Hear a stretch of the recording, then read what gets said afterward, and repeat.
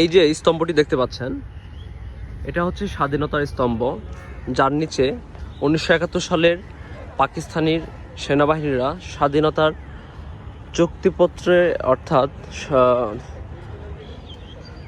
আত্মসমর্পণের দলিলে তারা সই করেছিল এই জায়গাটিতে বসে।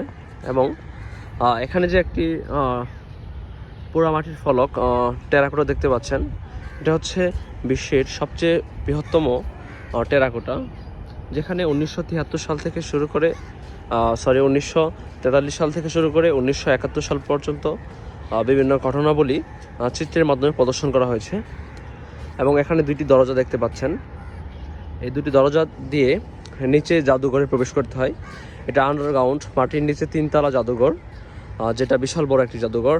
ওই স্তম্ভ থেকে শুরু করে একেবারে অগ্নিশিখা পর্যন্ত, যেটা মাটির নিচে অবস্থিত।